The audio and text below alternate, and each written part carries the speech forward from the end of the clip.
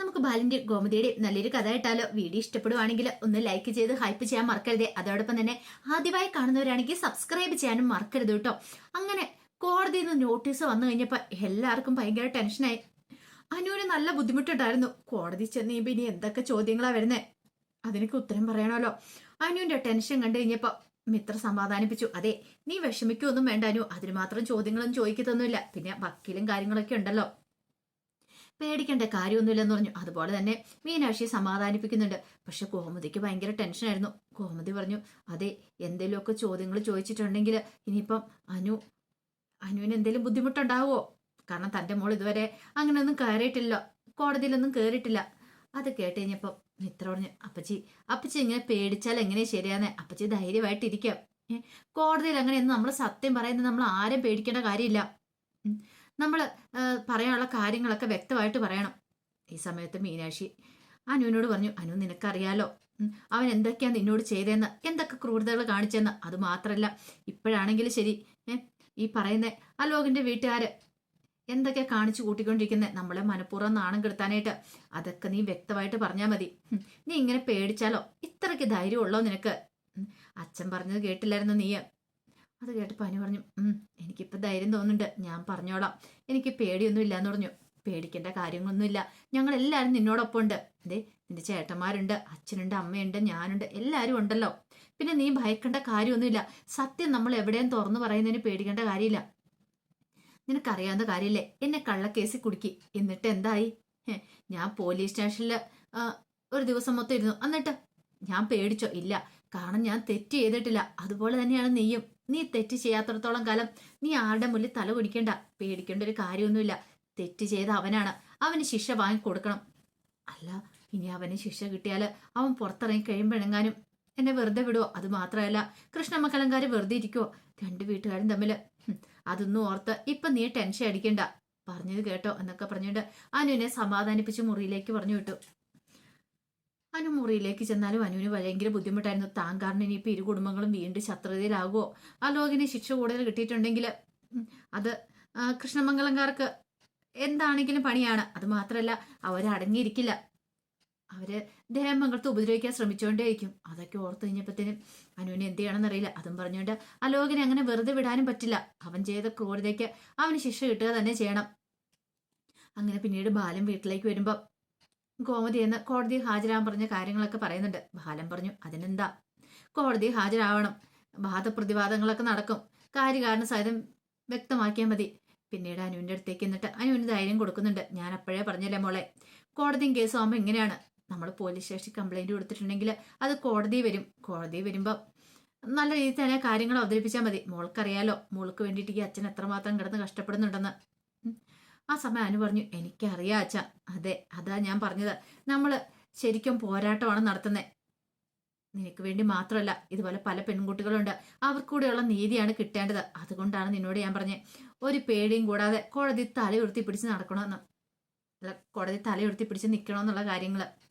അതേസമയം ധർമ്മനെ കട കാണിക്കാനായിട്ട് അച്ഛനും കൊണ്ടുപോയിട്ടുണ്ടായിരുന്നു. എത്രയും പെട്ടെന്ന് ധർമ്മന് ഒരു കടയും കാര്യങ്ങളൊക്കെ സെറ്റ് ചെയ്ത് കൊടുക്കണം. ധർമ്മന് ഒട്ടും താല്പര്യമില്ലാത്ത കാര്യമായിരുന്നു. അങ്ങനെ ബ്രോക്കർ ജോയി കൊണ്ടുപോയി ഒരു കടയും കാര്യങ്ങളും കാണിക്കുന്നുണ്ട്. ധർമ്മൻ അച്ഛനോട് പറഞ്ഞു, അച്ഛേട്ടാ, എനിക്കിപ്പോൾ ഇനി താല്പര്യമില്ല എന്ന് പറഞ്ഞു. അതൊന്നും പറഞ്ഞിട്ട് കാര്യമില്ല. അതെ, നീ ആ ഗോമതി സ്റ്റോഴ്സിൽ നിനക്ക് നല്ല പരിചയമുണ്ടല്ലോ, നീ ഇവിടെ മാനേജറായിട്ട് ഇരുന്നാൽ മതി. വേറെ സ്റ്റാഫുകളൊക്കെ എടുത്തു കൊടുക്കാൻ കാണും, ഞങ്ങൾ കടന്നു നോക്കിക്കോളാം. നീ ഇവിടെ ഇരുന്ന് തന്നാൽ മാത്രം മതി എന്ന് പറഞ്ഞു. എന്നാലും ഇത് വേണോ? കാരണം ധർമ്മന് വല്ലാത്തൊരു മടി. ഗോമതി സ്റ്റോഴ്സിന്റെ അടുത്ത് തന്നെയാണ് കട നോക്കിയിരിക്കുന്നത്. അപ്പൊ പിന്നെ അത് ശരിയായിട്ടുള്ള കാര്യമല്ലല്ലോ. അവിടെ തൊട്ടടുത്ത് തന്നെ ഒരു കട കൊണ്ടുവരാന്ന് പറഞ്ഞാൽ അതും തന്നെ പരിചയമുള്ള ആൾക്കാരാണ് കൂടുതൽ ആ കടയിലും വരുന്നത്. അപ്പൊ പിന്നെ അത് ബുദ്ധിമുട്ടാവില്ലേ? ധർമ്മന്റെ ഈ അവസ്ഥ കണ്ടു കഴിഞ്ഞപ്പോ അച്യുതന് കാര്യം മനസ്സിലായി. അച്യുതൻ പറഞ്ഞു, എടാ, നിനക്ക് ഇപ്പോഴും ആ ദേവമംഗലത്ത് ബാലൻ ജയിക്കണം എന്നുള്ളില്ലേ? ഇപ്പോഴും നീ അവന്റെ സൈഡാണല്ലേ? അച്യുതേട്ട, അങ്ങനൊന്നും പറയരുത്, എനിക്ക് അങ്ങനെയൊന്നും ഇല്ലാന്ന് പറഞ്ഞു. പിന്നെ നിന്റെ മുഖം കാണുമ്പോൾ അറിയാം, നിന്റെ ചേട്ടന്മാരും ചേട്ടന്റെ മകനൊക്കെ നശിച്ചു പോയാലും ശരി, അവര് നന്നാവണം എന്നാ നിന്റെ മനസ്സിലെ ചിന്തയല്ലേ? അങ്ങനെയൊന്നും ഇല്ല ഏട്ടാന്ന് പറഞ്ഞു. എങ്കിലും അങ്ങോട്ട് പറയുന്ന അനുസരിച്ചാൽ മതി എന്ന് പറഞ്ഞു.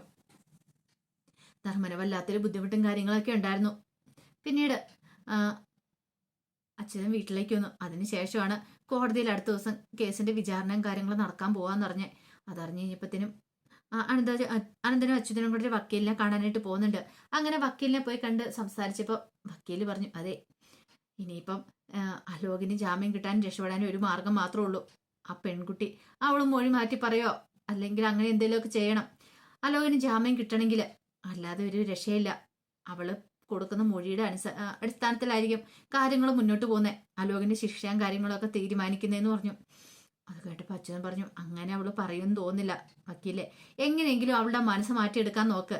അവളങ്ങനെ ഒന്നെങ്കിൽ കേസ് പിൻവലിക്കോ അങ്ങനെ എന്തെങ്കിലുമൊക്കെ ചെയ്യുവാണെങ്കിൽ കാര്യങ്ങൾ കൂടുതൽ എളുപ്പമാവും. അല്ലെങ്കിലുണ്ടല്ലോ അലോകിന് ശിക്ഷ കിട്ടും. അറിയാലോ, ഇത് ഒരു പെൺകുട്ടിയുടെ ജീവൻ നശിപ്പിച്ച കേസാ. അവർ ഈ കേസുമായിട്ട് മുന്നോട്ട് പോയിട്ടുണ്ടെങ്കിൽ നമുക്കൊന്നും ചെയ്യാൻ പറ്റില്ല എന്നുള്ള കാര്യങ്ങളൊക്കെ വക്കീല് വളരെ രാമഭദ്രൻ വക്കീല് പ്രശസ്തനായ വക്കീല വളരെ വ്യക്തമായിട്ടുള്ള കാര്യങ്ങളൊക്കെ അച്യുതനോടും അനന്തനോടും ഒക്കെ പറഞ്ഞിട്ടുണ്ട്.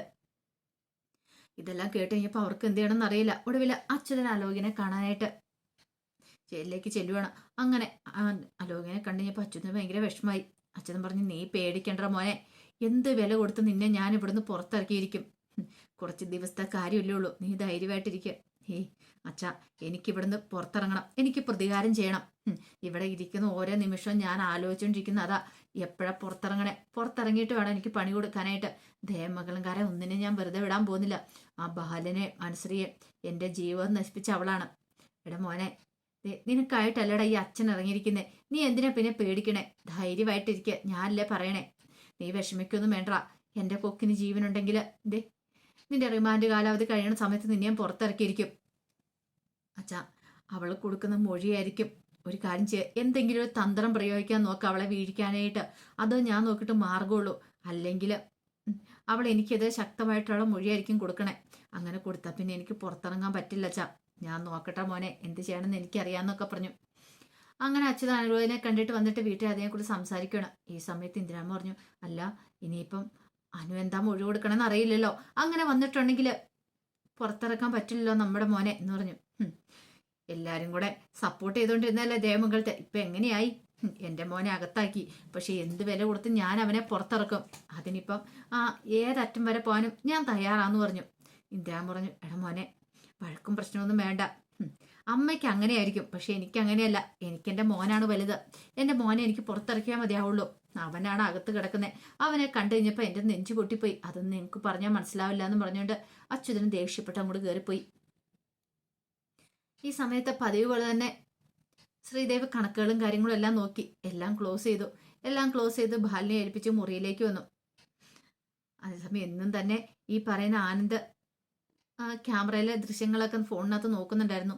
അപ്പം ഇന്ന് നോക്കിയപ്പോഴും ഈ പറയുന്ന ഉദയഭവന് കടയിൽ വന്നിട്ടുണ്ട്. ഡ്രോ തുറക്കുന്നല്ലാതെ അതിനകത്തുനിന്ന് പണം എടുക്കുന്ന കാണുന്നില്ല.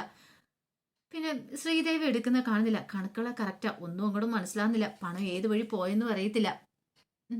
അങ്ങനെ ശ്രീദേവി വന്നിരിപ്പം നല്ല രീതിയിലുള്ള സംസാരമാണ് ആനന്ദിന്റെ ഭാഗത്തുനിന്നുണ്ടാകുന്നത്. ശ്രീദേവിക്ക് ഭയങ്കര ആശ്വാസമായിരുന്നു. ഇപ്പൊ ആനന്ദേണ്ണ പഴയതുപോലെയല്ല, കുറച്ച് മാറ്റങ്ങളൊക്കെ വന്നു എന്നൊക്കെ ഒരു ചിന്ത. പിന്നീട് ശ്രീദേവി അനുവിനെ കുറിച്ചൊക്കെ സംസാരിക്കുന്നുണ്ട്. അങ്ങനെ സംസാരിക്കുന്ന സമയത്ത് ആനന്ദ് പറഞ്ഞു, എത്രയും പെട്ടെന്ന് മാമനെ വീട്ടിലേക്ക് കൂട്ടിക്കൊണ്ട് വരണം. ആ കള്ളൻ ആരാ എന്താന്നൊക്കെയുള്ള കാര്യങ്ങളൊക്കെ പിടികൂടണം. ആ കള്ളനെ പിടികൂടിയാൽ മാത്രമേ ഇനി മാമൻ ഇങ്ങോട്ട് കൊണ്ടുവരാനായിട്ട് സാധിക്കുള്ളൂ എന്ന് പറഞ്ഞു. ശ്രീദേവി പറഞ്ഞു, അത് ശരിയാ, ആ കള്ളനെ പിടികൂടേണ്ട നമ്മുടെ ആവശ്യമാണ്. എത്രയും പെട്ടെന്ന് അതിന് സാധിക്കണം എന്നൊക്കെ പറയണം. അപ്പോഴേക്കും ആനന്ദ് ആലോചിച്ചു, ഇവളിങ്ങനെ പറയണമെങ്കിൽ ഇനി ഇവളായിരിക്കില്ലേ ആ പണം മോഷ്ടിച്ചേ? ആനന്ദന്റെ മനസ്സിൽ ശ്രീദേവി മോഷ്ടിച്ചു അല്ലെങ്കിൽ ഉദയഭാനു. പക്ഷെ ശ്രീദേവിയാണ് മോഷ്ടിക്കാൻ ചാൻസ് ഉള്ളതെന്നായിരുന്നു കൂടുതലായിട്ട് ആനന്ദന്റെ മനസ്സിലുണ്ടായിരുന്നേ. പക്ഷെ ശ്രീദേവിയുടെ സംസാരം കേട്ട് കഴിഞ്ഞപ്പോൾ എന്ത് ചെയ്യണമെന്ന് ആനന്ദനും അറിയണ്ടായിരുന്നില്ല. ഈ സമയത്ത് ഗോമതിയുടെ ബാലന് ധർമ്മനെ കണ്ട കാര്യം ധർമ്മം പറഞ്ഞ കാര്യങ്ങളൊക്കെ പറയണം. അവനെ ഞാൻ വിളിച്ചു ഗോമതി, പക്ഷെ അവൻ ആകെപ്പാടെ മാറിപ്പോയിട്ടുണ്ട്. അവൻ പറയുന്നത് കള്ളനെ ആദ്യം പിടികൂട്, കള്ളനെ പിടികൂടിയാലോ ഞാൻ അങ്ങോട്ടേക്ക് വരുവുള്ളെന്നാ. അത് കേട്ടപ്പോൾ ഗോമതി പറഞ്ഞു, കള്ളൻ ആരാന്നോർത്ത് ആരെ പിടികൂടുന്നേ ബാലേട്ടാ? നമ്മള് പിടികൂടിയാൽ മതി. അവള് ഗോമതി, എത്ര വലിയവനാണെങ്കിലും എത്ര ചെറിയവനാണെങ്കിലും അവനെ ഞാൻ പിടികൂടും. ധർമ്മനെ ഈ കുടുംബത്തെ എല്ലാം അകറ്റിയത് അവൻ ഒറ്റയൊരുത്തനാ. അവന് ഞാൻ കൊടുക്കാൻ പോകുന്ന ശിക്ഷ ചെറുതൊന്നും ആയിരിക്കില്ല എന്ന് പറഞ്ഞു. അങ്ങനെ ചില പ്രതിജ്ഞയും കാര്യങ്ങളൊക്കെ ബാലനെ എടുക്കുന്നുണ്ട്. അപ്പൊ അതിന്റെ കഥകളൊക്കെയാണ് നമ്മൾ കാണാൻ പോകുന്നത്. ആ വിശേഷങ്ങൾക്കായി നമുക്ക് എല്ലാവർക്കും കാത്തിരിക്കാം കേട്ടോ. ഒരിക്കൽ കൂടി എല്ലാവർക്കും ശുഭരാത്രി നേർന്നുകൊണ്ട് നിർത്തുന്നു.